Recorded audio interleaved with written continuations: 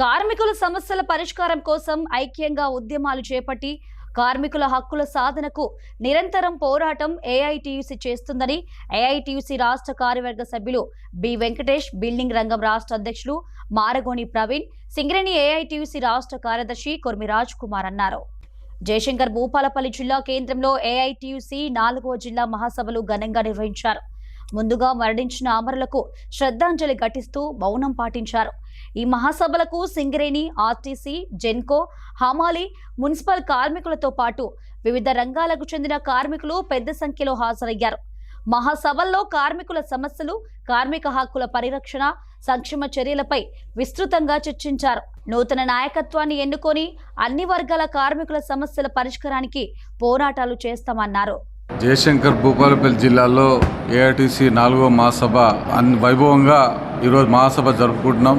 రాష్ట్ర వ్యాప్తంగా ఉన్నటువంటి అన్ని జిల్లాల్లో కూడా మహాసభ అందులో భాగంగా జయశంకర్ భూపాలపల్లి జిల్లా మహాసభ జరుగుతుంది. 14 కార్మిక సంఘాలు కూడా మా యొక్క ఉన్నటువంటి anganwadi, ASHA, mid day meals అన్ని సంఘాలు కూడా ఈరోజు వారి బలోపేతానికి ఈ మహాసభ కృషి చేస్తుంది. నూతన నాయకత్వం ఎన్నిక ఇవ్వబడుతుంది.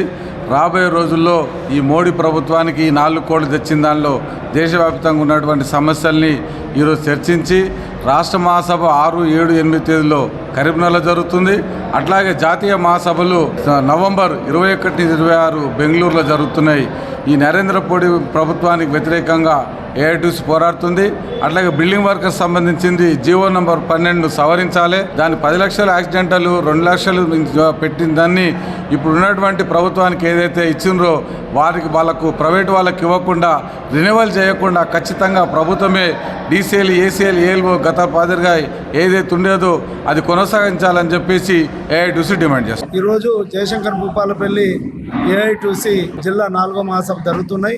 ప్రపంచవ్యాప్తంగా, దేశవ్యాప్తంగా కార్మికులు ఎదుర్కొంటున్న సమస్యలన్నిటి మీద ఇటు జిల్లాలో, అటు రాష్ట్రంలో, దేశంలో కూడా చర్చించడానికి మాకు ఒక ప్రణాళిక ఉంది. ఏఐటీయూసీకి ప్రతి 3 సంవత్సరాలకు ఒకసారి ఈ కార్మిక సంఘాలన్నింటినీ కూడా పటిష్టం చేసుకోవడానికి కేంద్ర రాష్ట్ర ప్రభుత్వాలు ఏదైతే అవలంబిస్తున్నాయో, కార్మిక వ్యతిరేక విధానాల మీద ఏ రకంగా అయితే పాటిస్తున్నాయో వాటిని అన్నింటిని కూడా ఎదుర్కోవడానికి, కార్మికులందరినీ కూడా ఐక్యం చేయడానికి ఈ మహాసభలు ఎంతగానో ఉపయోగపడుతున్నాయి. ఈరోజు భారతదేశంలో ఏదైతే బహుళజాతి కంపెనీలకు ఒత్తాసుగా నరేంద్ర మోడీ గారి ప్రభుత్వం ఏదైతే ఆనాడు బ్రిటిష్ కాలంలో సాధించుకున్న కార్మిక చట్టాలన్నీ కూడా ఏఐటీయూసీ ఆనాడు ఏర్పడింది. ఆ ఏఐటీయూసీ నాయకత్వాన్ని చట్టాలు దాదాపు 44 చట్టాలను ఆనాడు సాధించుకోవడం జరిగింది. ఆ చట్టాలన్నింటినీ కూడా నిర్వీర్యం చేయడానికే అదానీ, అంబానీ లాంటి కంపెనీలకు ఈ దేశంలో ఎర్రజెండా యూనియన్లు, కార్మిక యూనియన్లు, ఏఐటీయూసీ, సిఐటి లాంటి యూనియన్లు బలంగా ఉన్నాయి. కాబట్టి వాటిని నిర్వీర్యం చేయాలని చెప్పి నరేంద్ర మోడీ గారికి బహుళజాతి కంపెనీలు చెప్పడం వలన ఏదైతే కార్మిక చట్టాలు ఉన్నాయో వాటినన్నిటి కూడా వాళ్ళు మార్చి ఇవాళ 4 కోట్లకు వ్యతిరేకంగా, అది బడా పారిశ్రామికవేత్తలకు ఒత్తాసుగా ఈ 4 చట్టాలు తీసుకురావడం జరిగింది. ఆ 4 చట్టాలు అన్నీ కూడా వాళ్ళు ఏదైతే కంపెనీలకు, యజమానులకే ఇది ఒత్తాసుగా ఉన్నాయి. కాబట్టి 4 కోట్లను కూడా రద్దు చేయాలని చెప్పి భారతదేశ వ్యాప్తంగా కూడా మా కార్మిక సంఘాలు పోరాటం చేస్తున్నది.